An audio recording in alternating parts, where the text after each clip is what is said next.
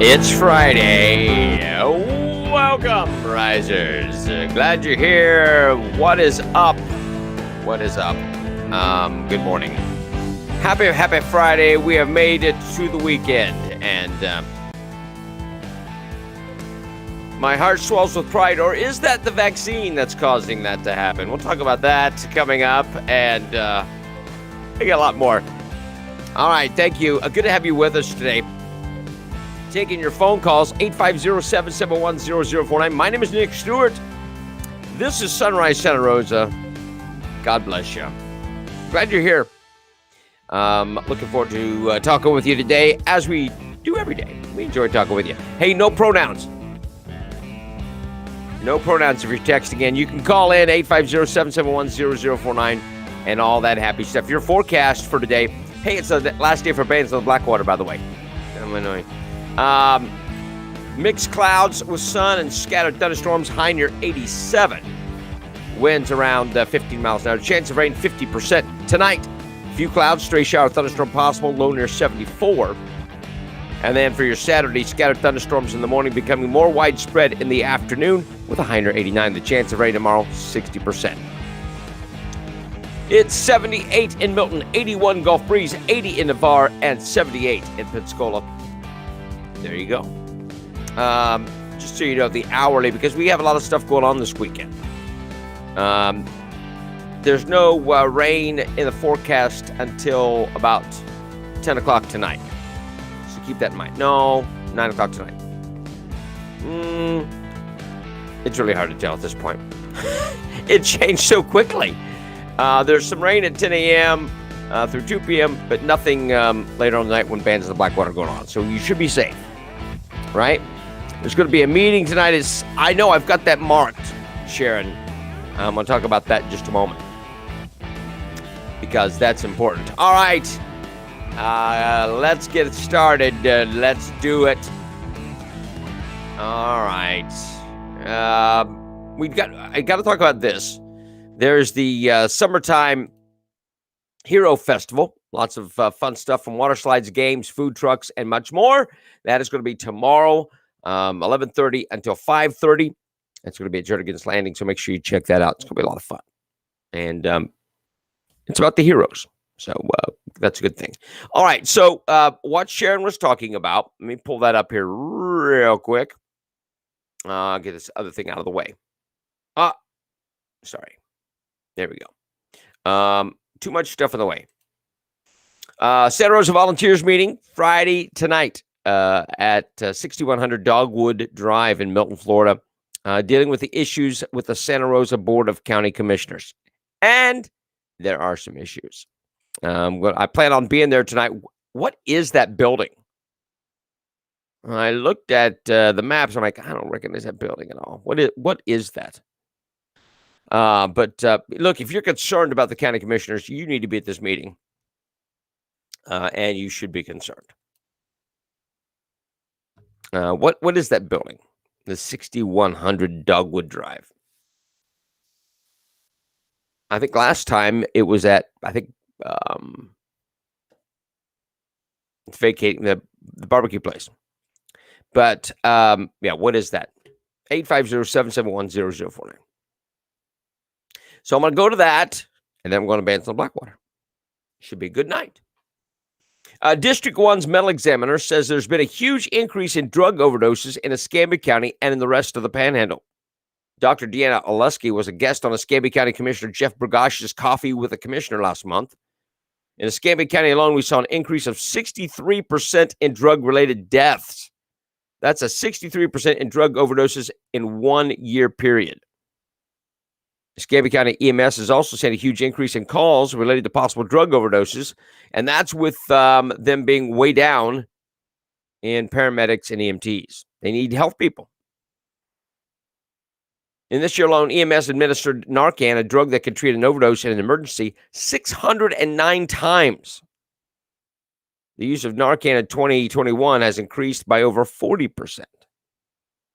So that's a problem. That's a problem. Okay, so Sharon doesn't, she looked it up and couldn't figure it out. Santa Rosa Volunteers Building. Oh, well, that makes sense. They do contract work for for cable company. Okay. There's a Florida flag out front with the governor's name on it. Okay. I mean, it's by the church. I saw that. So all right, we'll be there.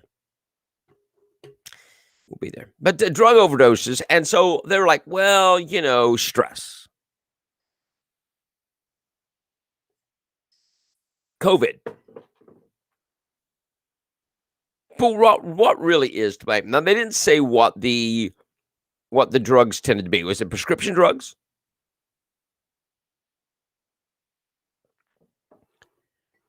What is causing the overdoses? What's causing the increase in drug use? I don't know. All right. 850-771-0049. That's a problem. 63% increase. The city of Milton is one step closer to getting more people to live in the same city limits where they work after agreeing to a loan of $354,000 to a company behind a 72-unit affordable apartment community. The affordable housing complex, dubbed Tranquility at Milton, will be located on Glover Lane, just north of the Dodge Auto dealership. In documents submitted to the city, Timshell Development Group says the complex will have 36 two-bedroom, two-bathroom units, 36 three-bedroom and three-bathroom units. According to the planning director, Andrew Zupkoff, 64 of those 72 apartments will be rent-controlled to serve families who make at or below the 60% of Milton's area median income of $53,390, which would include families making $32,000 and $34 or less per year. The remaining 8 units will serve families who are classified as extremely low income, and they make at or below 33% of Milton's area median income, which comes out to $17,618 a year. And look, I don't want to stir stuff up. I don't, because those things are needed. I don't know if my thing is, does city funds go to that? I don't know. I mean, it's needed. The housing is needed. Denise, that meeting starts at 6 p.m.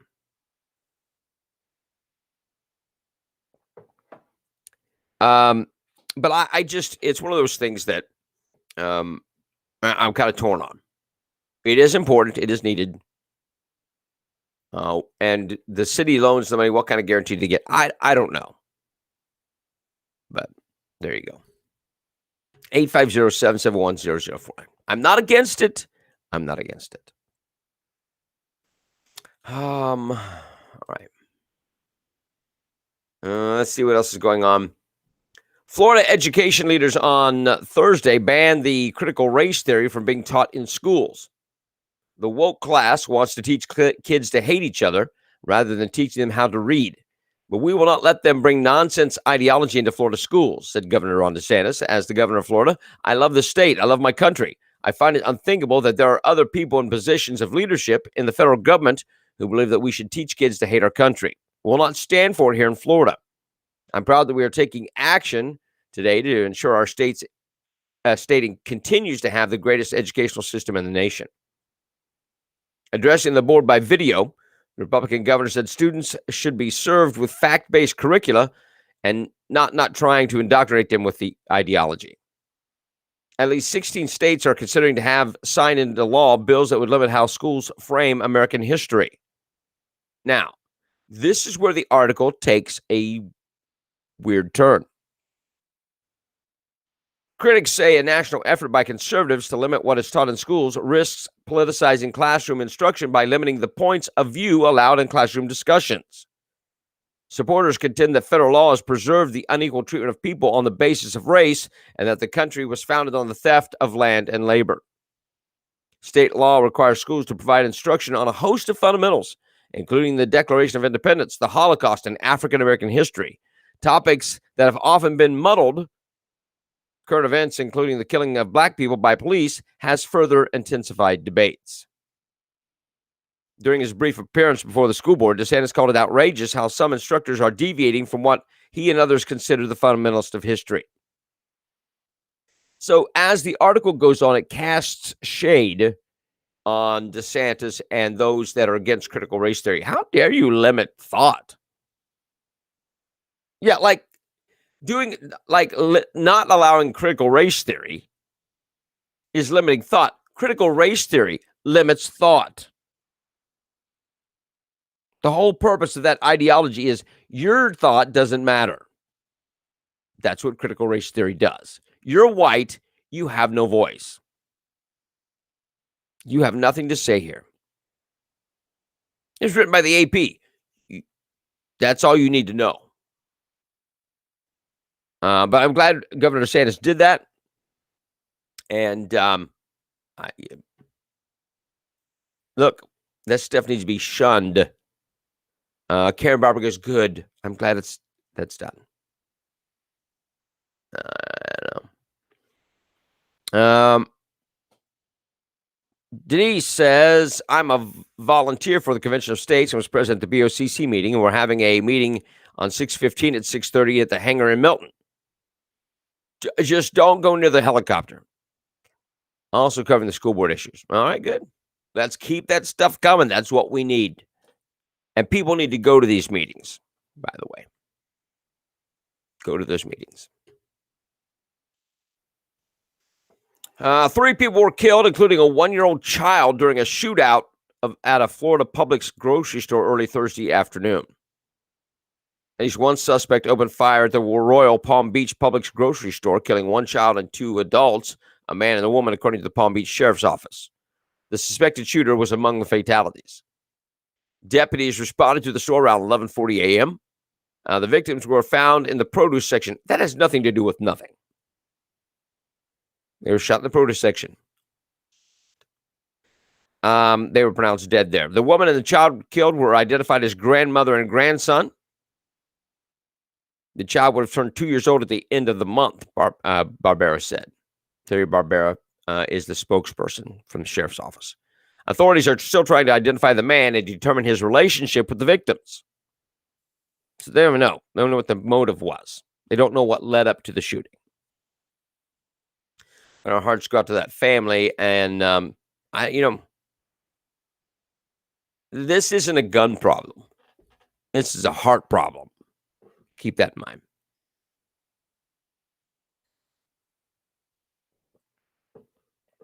(850-771-0049). What else is happening? A higher than expected number. What does that mean? So they expected it, but they didn't expect this many, is what that statement means. A higher than expected number of young men have experienced heart inflammation after their second dose of the Moderna COVID-19 shot. That's according to data from 2 vaccine safety monitoring systems. The CDC and other health regulators have been investigating heart inflammation cases after Israel's health ministry reported that it found likely link to the condition in young men who received Pfizer's COVID-19 vaccine. The agency said it's still assessing the risk from the condition and has not yet concluded that there was a causal relationship between the vaccines and cases of myocarditis or pericarditis.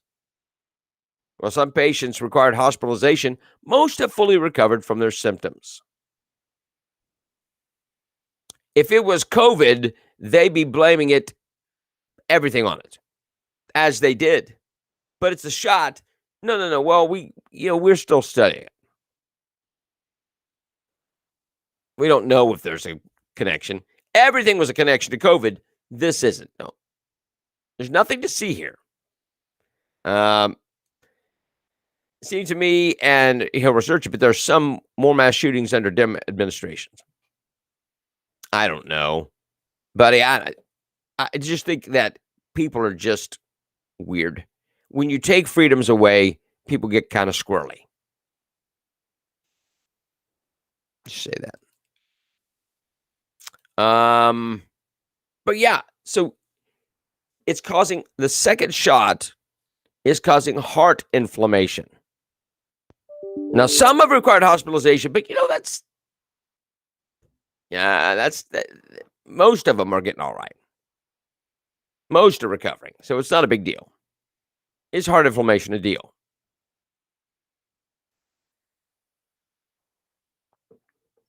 Interesting. I want to throw this out. Former Trump advisor Peter Navarro has strong words for Dr. Anthony Fauci and far-left network CNN for dismissing the effectiveness of hydroxychloroquine against COVID-19 after a new study found that treatments for the malaria drug combined with zinc more than doubled the survival rate of coronavirus patients on ventilators. Isn't that what they blocked? Didn't Facebook block that? They would delete your post. I had 60 million tablets of hydroxychloroquine that Tony Fauci and the CC wouldn't allow the American public to use because they're hydroxy hysteria. Blood on John Berman at CNN and St. Fauci's hands, more than 50,000 Americans would be alive today.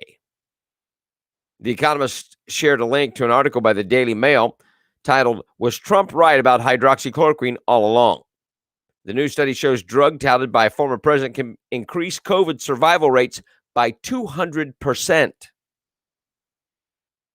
But they wouldn't allow you to hear it. The Mail pointed to an observational study on 255 COVID-19 patients published in the MedRxiv on May 31st. It was conducted by St. Barnabas Medical Center in New Jersey. The study, which has not been peer-reviewed, concluded that when the cumulative doses of hydroxychloroquine and zinc were above a certain level, patients had a survival rate 2.9 times higher than other patients.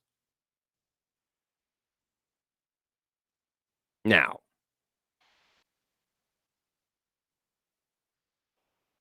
they wouldn't let you hear it. You're exactly right, Ramona. That is exactly what I was getting ready to say.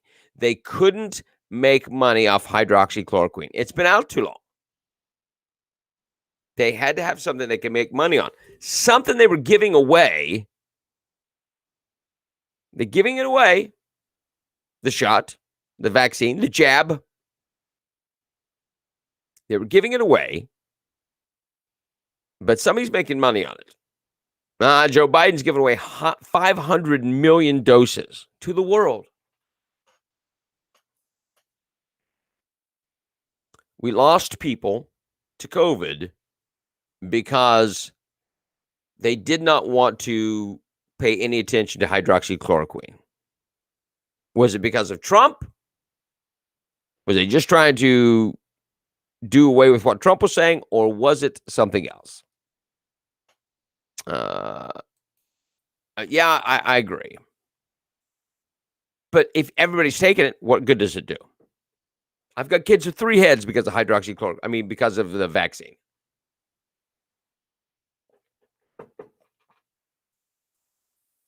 Yeah. Well, and you got Fauci that colluded with them, and they would never do anything to Facebook. The Book of Faces.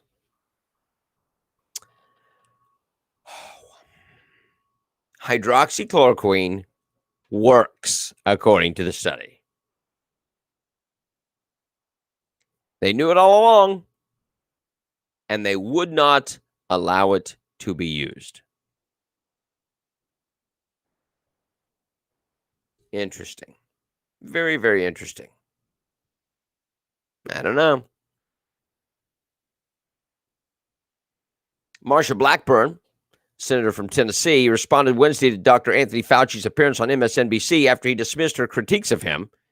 If you're against me, you're anti-science. That's what he said. Stating particularly that he was in cahoots with Facebook CEO Mark Zuckerberg, working with cherry-pick information to shape particular coronavirus narrative. How dare she say that? Dr. Fauci should have learned in science class that you need evidence to support a claim. Here is Marsha Blackburn, and check this out. This is pretty good. Okay, a lot of information going on, stirring around the Wuhan lab and COVID-19. Here are some facts that I want you to know. First of all, yes, Dr. Fauci was emailing with Mark Zuckerberg from Facebook, trying to create that narrative, cherry-picking information so that you would only know what they wanted to know, you to know, and there would be a narrative that would fit with this cherry-picked information. The second thing, be aware of, there you go, was Dr. Fauci and his agency that wrote that check, sent that money to the Wuhan Institute of Virology to do this coronavirus research.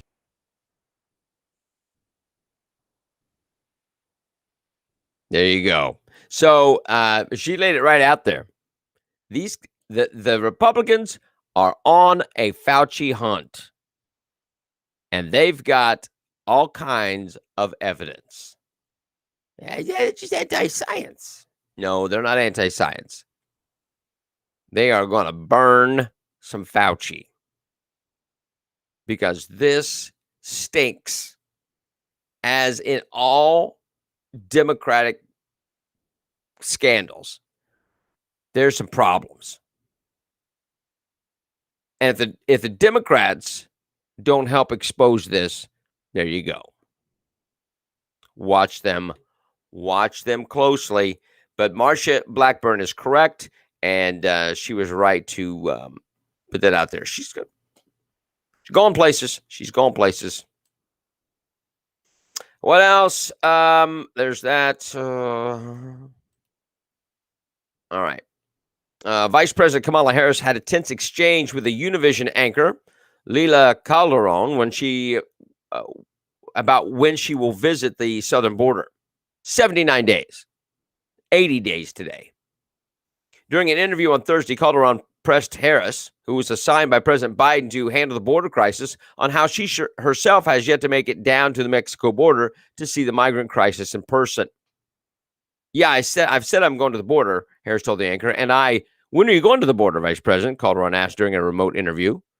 As Harris was speaking, she heard Calderon's slightly delayed question, which appeared not to sit well. Check this out. ¿Cómo le responde usted a él? I've said I'm going to go to the border. And When are you going to the border, Vice President? The administration has asked. I'm not finished. I've said I'm going to the border.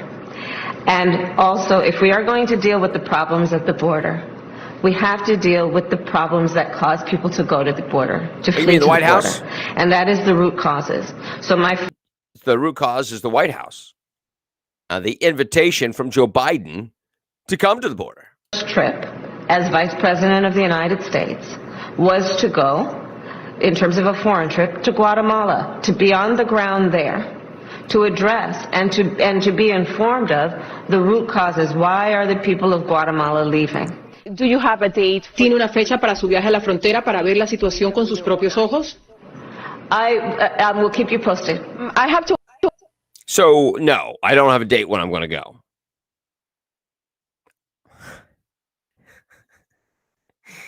She doesn't like to be challenged. I'm not done yet. And then she does this condescending nod. Oh, what a piece of work. What a piece of work. There's more from Kamala. Let's see if I can find it. Let me find it. Oh. All right, here's this clip. I think this is it. Make sure I get the right clip. This is a series of Kamala missteps. This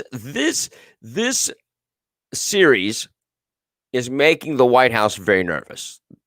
They're very nervous. To clear something up that's been, in the news for the last 24 hours or so, can you commit right now that you will indeed visit the U.S.-Mexico border, and will you do it soon? Jeremy, let me tell you something. Yes, I will, and I have before. Listen, anybody, especially if you're from California, I've spent a lot of time on the border, and both going there physically and aware of the issues. Yeah, but you haven't been there since you guys created the crisis. Since this whole leaky, you guys have created this, and you've not been there yet. And as person in charge of this, you've been tapped to head this up. You've not been there. So I don't care what you did 20 years ago going to the border. What are you doing now? But the reality of it is that we need to prioritize what's happening at the border, and we have to prioritize why people are going to the border. I've been to the border before. I will go again. But when I'm in Guatemala dealing with root causes, I think we should have a conversation about what's going on in Guatemala. But why are you going to Guatemala? Let's have a conversation about why they're coming here. Let's have a conversation about what we can do to stop the stream. Look, if someone is bleeding from the neck, you want to stop the bleeding before you try to figure out why they're bleeding from the neck. Right? You got to stop the bleeding. The border is an issue. Stop that first before you go. Ding dong. Okay. There was one that when they asked her about this, I couldn't find this clip, but they had asked her about the going to the border, not going to the border. She goes, well, I've been to the border. And they said, well, something about it. She said, well, I've not been to England either. I've not been to the United Kingdom either. She said, so what's your point? I'm like, what is your point? We don't have a problem with the United Kingdom. We got a problem on the border. Yeah, absolute ding-a-ling. Wow. Oh, Kamala Harris. That is the person in charge. And she thinks that going and discussing the root causes in Guatemala is going to stop the border problem.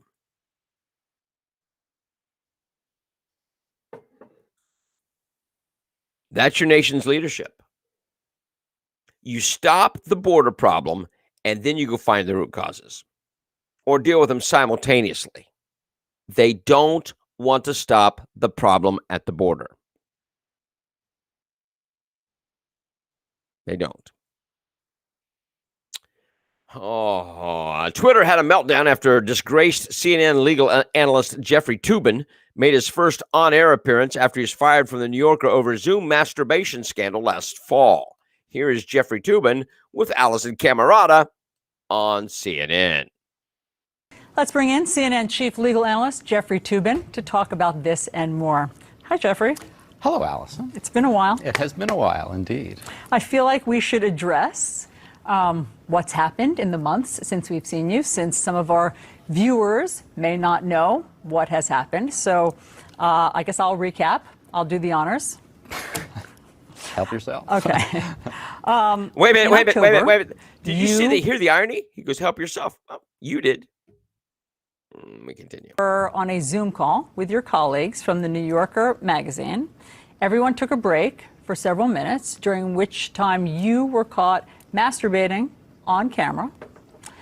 You were subsequently fired from that job after 27 years of working there. And you, since then, have been on leave from CNN. Do I have all that right? You got it all right, sad to say.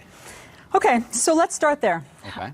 To quote Jay Leno, what the hell were you thinking? Well, obviously, I wasn't thinking very well or very much, and it was something that was inexplicable to me. I think one point...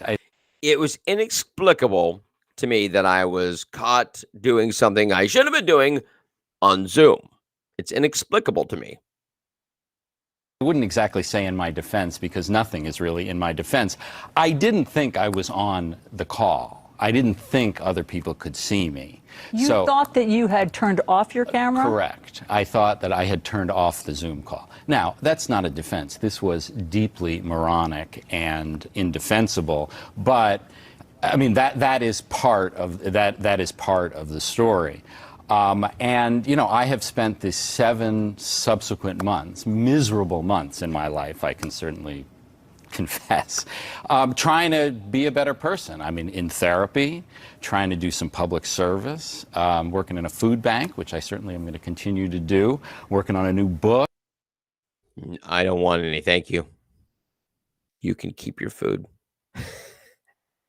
About the Oklahoma City bombing, but I am trying to become the kind of person that people can trust again. Wow. Okay. At least this is one of the tweets. At least CNN is honest now about having no journalistic standards whatsoever. Such honesty must be freeing. That's according to the National Review contributor Prod Heap. This is garbage. Meghan McCain of The View slammed the network. Why does the media protect these old white male dinosaurs in this industry? No woman on planet Earth would be welcomed back on network TV after being caught masturbating in front of her colleagues. Never thought I'd see a network effort to rehabilitate a guy caught yanking it in front of a female colleagues. But this is CNN, radio host Dana Lesh tweeted. So, Jeffrey Toobin is back. But nobody's watching CNN anyway. Hotel lobbies, airports. That's it. That's it.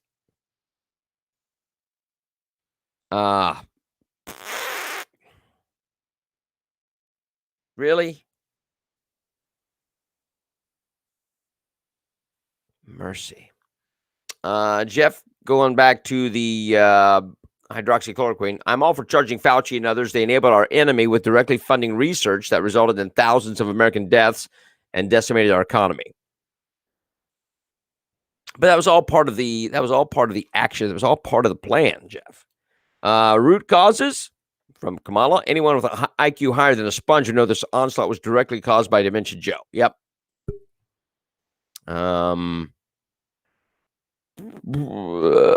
Toobin's back because of white privilege.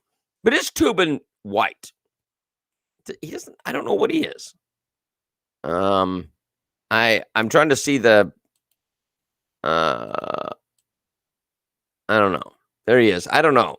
He may be white. I'm not. I don't care. But is he back because of white privilege? Or is he back because CNN has no standards? I don't know. Just cut bait and let it go. Is Jeffrey Toobin that important to CNN?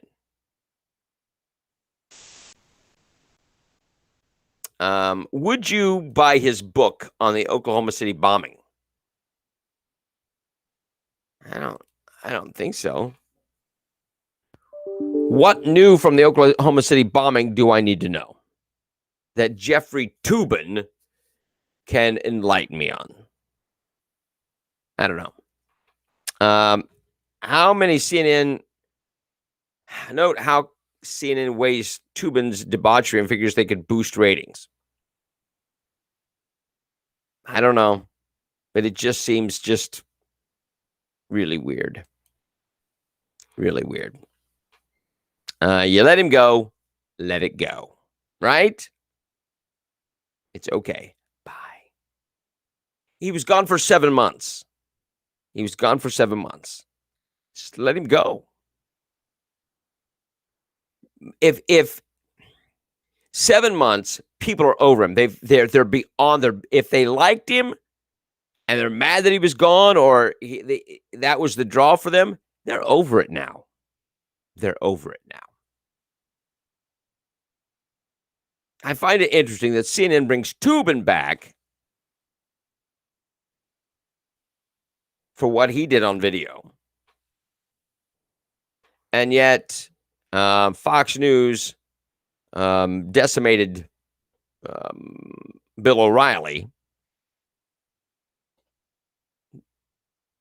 You know what I'm saying? Bill O'Reilly was a much bigger draw for Fox News than Tubin is for CNN. Just saying. Just saying. First Lady Jill Biden on Thursday said President Biden is over-prepared for his first overseas trip since taking office, ahead of summits and face-to-face meetings in Europe with allies and other world leaders. He's over-prepared. Maybe that means he's over-medicated. I don't know. The First Lady traveled with President to the United Kingdom on Wednesday and is set to participate in a number of events. She was wearing a jacket with the word love printed on it. Here it is. There's her jacket. See love bedazzled on the back of the jacket?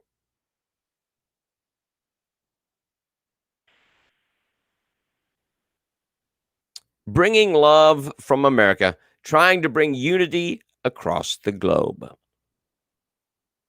500 doses of the COVID vaccine.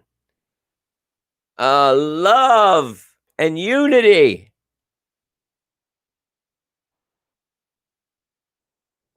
When asked about the president's preparations ahead of his European tour, the First Lady said he's been studying for weeks, but noted that he knows most of the leaders that will be participating in the summits from his days as vice president in the Obama administration. Now, there was a picture of her sitting at the desk with a reading and a bunch of papers and showing her getting prepared for her trip to Europe. And the Republicans said, "Where's Joe? How come we're not getting pictures of Joe? He's sleeping in a chair." They gave him his pudding, set him in a chair, and he's asleep.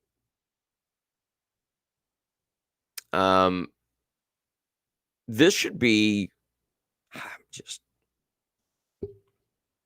the dumbest thing ever. You've got love on your jacket. I'm taking love to the world. How dumb? How dumb is this? Biden, unfortunately, will be destroyed by Putin, further exposing weakness in our administration. Well, there you go. I mean, I don't know. Jeff, back to the Jeffrey Tubin thing. Is it possible CNN's trying to normalize public sexual displays? I don't know. Or are they just that lame? I don't know. Cassandra says, has a woman ever been caught doing something like this on camera? Oh, I'm sure. But I don't know about Zoom. Yeah, I don't know. But do you see how empty this stuff is from the Bidens? It's all just I'm surprised he's not handing out little cutout hearts. Love to you. Love to you. Little hearts with Biden hairs on it. Here you go. Or maybe heart cookies with Kamala's face on it. Maybe that's it. Maybe that's what they're going to be doing next. Empty, man. These people are empty. If that's what they think, that shows what kind of caliber of people they are. It's just, why don't you do things that make the world a better place? Like, let's say, I don't know, open up the pipeline, bringing gas prices down. That doesn't just help the United States, it helps everybody. It helps everybody. Yeah, there's a lot of things you could do. What about wiping out terrorism? What about stopping China? I know you get money from China, Joe, but still. Jill's just following the dim playbook. Symbolism over substance. Yes, exactly. I've got love on my jacket. You got it. See, I bedazzled it. Oh. Empty people.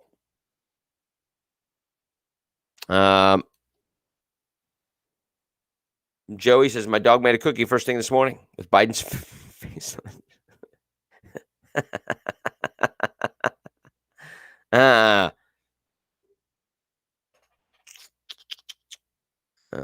I found a potato in the shape of the Virgin Mary. I did. What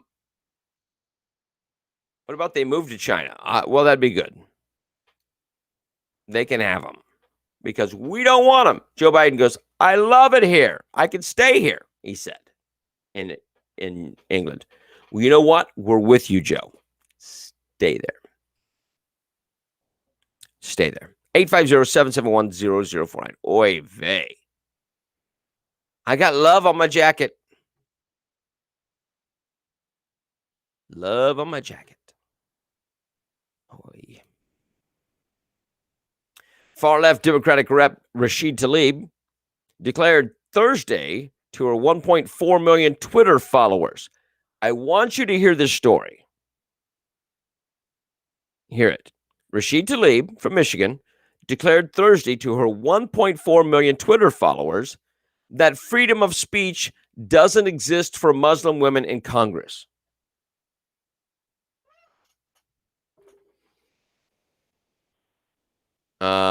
It doesn't exist in the Muslim world. It does exist in Congress. It does exist on Twitter. But in the Muslim world that you are so embraced in and ensconced in, it does not exist. She said after a fellow Muslim female colleague, Rep. Ilhan Omar, faced backlash from her own party after appearing to equate the U.S. and Israel to terrorist organizations earlier in the week, which she did, and she's a racist, and she backed it. She backtracked it. Tlaib posted on Twitter, freedom of speech doesn't exist for Muslim women in Congress. The benefit of the doubt doesn't exist for Muslim women in Congress. House Democratic leadership should be ashamed of its relentless, exclusive tone policing of Congresswomen of color. Are you kidding me? Are you kidding me? It's just the dumbest statement in the world. There's no freedom of speech for Muslim women in Congress. Well, you know what? Why don't you start with the Muslims first? Start there. You demand your freedom of speech there. You've got freedom of speech on your 1.4 million Twitter account. Just saying. Now, if you are woke, this is a different story. If you are woke and you are watching about racism and those kinds of things, you need to stay away from a food.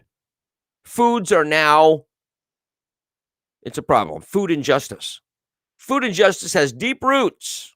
This is according to activist Raj Patel. He's a food writer. So let's start with America's apple pie. Oh, apple pie is racist. Patel claims that apple pie is rooted in colonialism and slavery. In the drama of nationalist culture, the bloody and international origins of the apple pie are subject to a collective amnesia, Patel wrote. The apple pie is as American as stolen land, wealth, and labor. We live the consequences today. You are the way you are because of apple pie. Patel then emphasizes that apple pie and many of its ingredients are not from America, which is true. They're only small wild crab apples native to North America until apples were brought from England to the Jamestown settlement in 1607. Before that, the original wild species of apples were originally from Central Asia in areas such as modern-day Kazakhstan and China, and introduced to Europe through Silk Road trade routes. Several societies were consuming apples in present-day Greece and Italy since 2000 BC. The first recorded recipe for apple pie was written in 1381 in England. That's according to the Smithsonian Magazine. noting that the pie was made with apples, figs, raisins, pears, and saffron. And most likely didn't include sugar. So which came first? The Western colonialism or the apple pie? Then the writer links the sugar in the apple pie to slavery. Of course he does. Not that the sugar on the crust is uniquely American. Sugar cane was first brought to the U.S. by Jesuits in 1751, but most sugar remained an import until the Haitian Revolution, when enslaved workers seized the French colony in 1791. European capitalists sought new sugar cane fields and workers. French merchants of sugar and slavery landed in Louisiana in the 1700s. Within 50 years, the U.S. produced a quarter of the world's sugar cane, and New Orleans had become a concomitant hub of the slave trade. Patel notes that the American apple pie recipe is a variant on an English pumpkin recipe.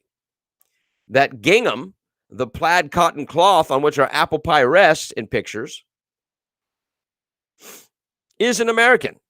He then relates the cotton and the cloth to a war on capitalism, enslaved and committed acts of genocide against millions of indigenous people in North America and millions of Africans and their descendants through the transatlantic slave trade.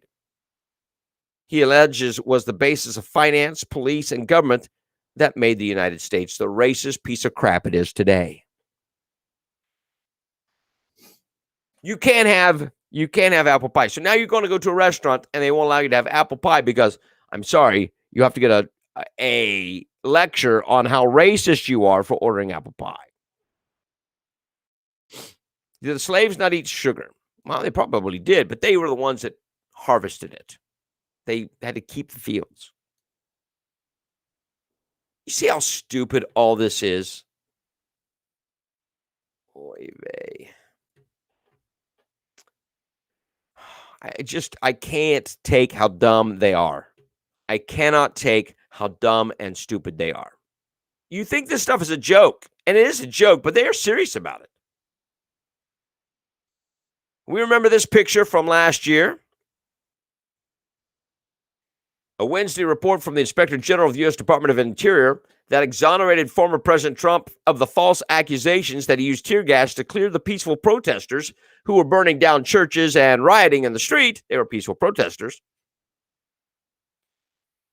That he had them removed with tear gas from Lafayette Square for a photo op is thrusting then-candidate Joe Biden's false assertions into the spotlight as he accused Trump of using the U.S. military against the American people.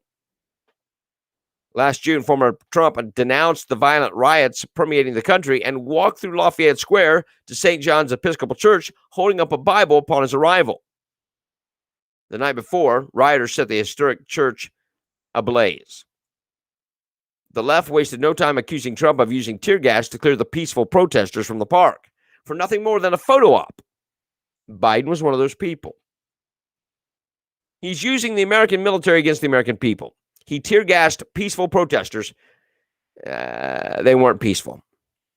And fired rubber bullets for a photo, Biden asserted, advancing the establishment media's unchecked narrative. The report ultimately concluded that it found no evidence to suggest that happened. They had found that at 10 a.m. on June 1st, they had already begun developing a plan to clear protesters from the area to enable the contractor to safely install the anti-scale fence. They found no evidence establishing that the USPP knew of any potential movement by the president through Lafayette Park until hours later. So there you go. It wasn't a photo op. They didn't tear gas rioters so Trump could go through the park to the church. They lied. They lied. Because they're Democrats, and that's what they do.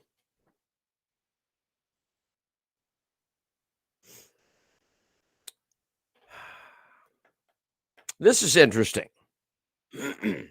IRS data tracking state-to-state migration shows that the blue states saw a net outflow of hundreds of thousands of taxpayers who took nearly $27 billion in taxable gross income with them to red states. The most recent IRS migration data shows that the years of 2017, 2018, a net 399,892 taxpayers and their dependents left blue states. In this case, defined as those which both the state house and the Senate are Democrat controlled.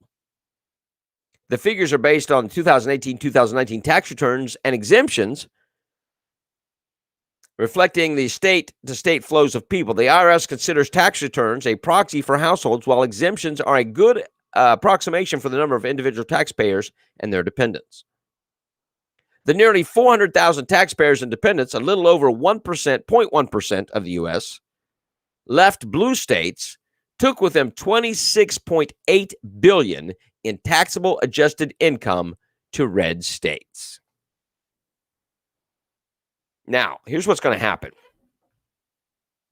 They're going to be wanting bailouts from red states. The blue states are going to be wanting bailout from red states because they don't have enough money. But they keep spending because their policies stink. But that's the Democrats.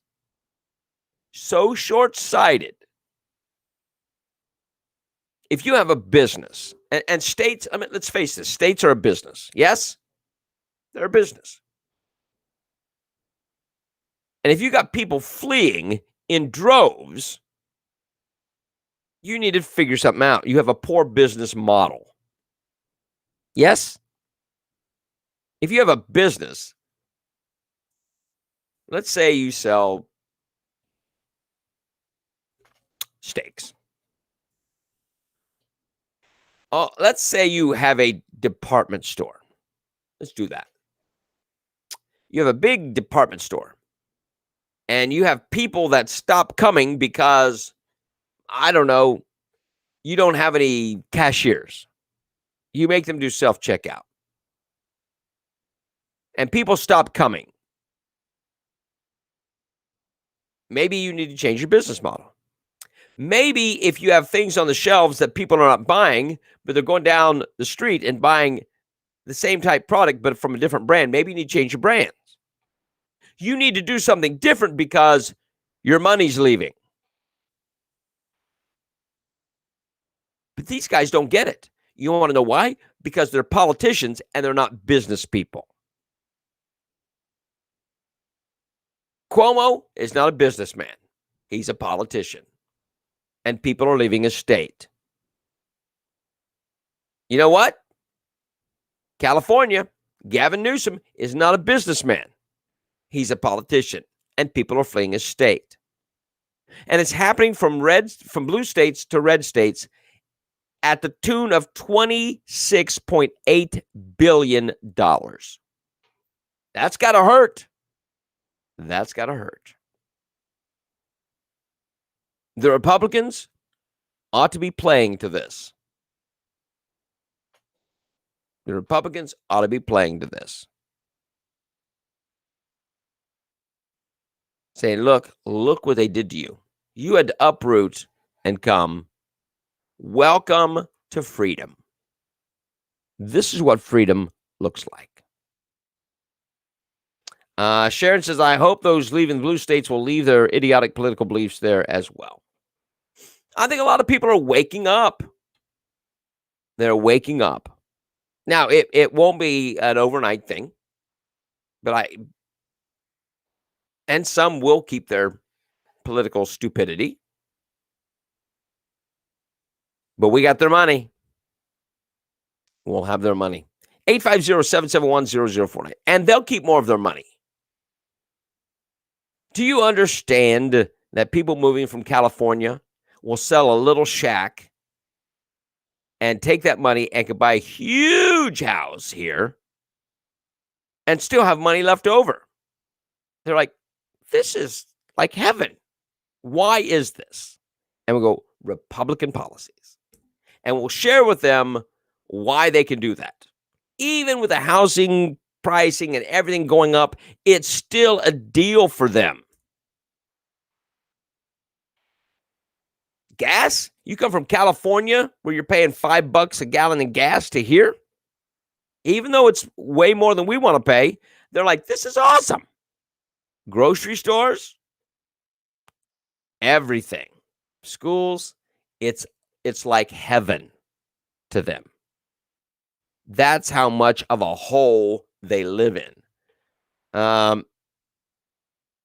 Yes, they're paying cash rate. Yes, and paying above asking price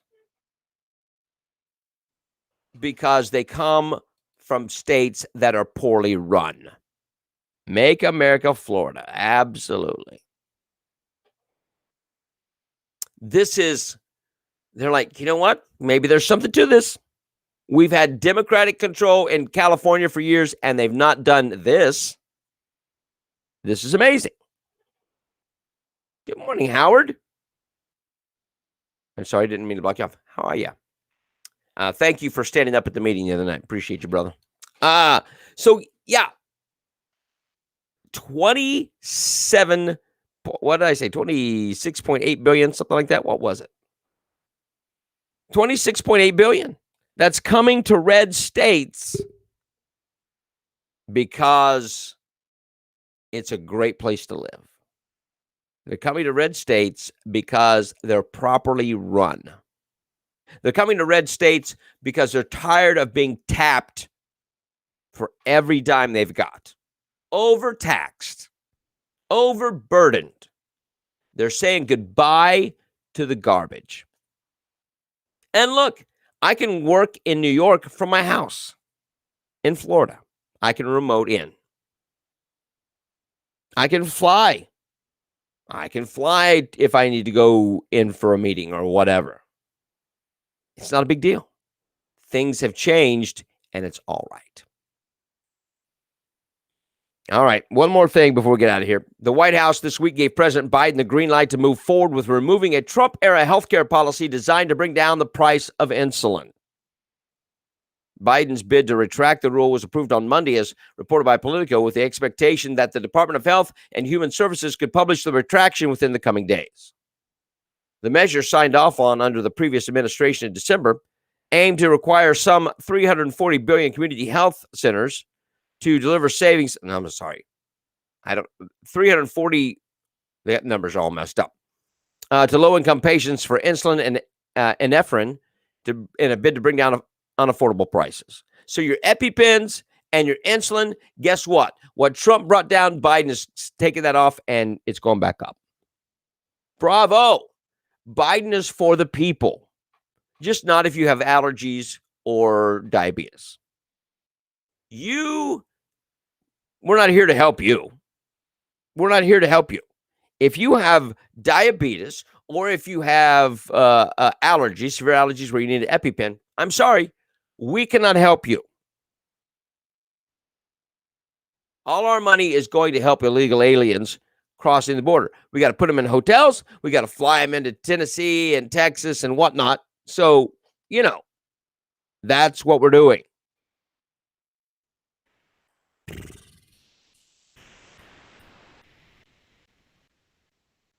They don't care about you.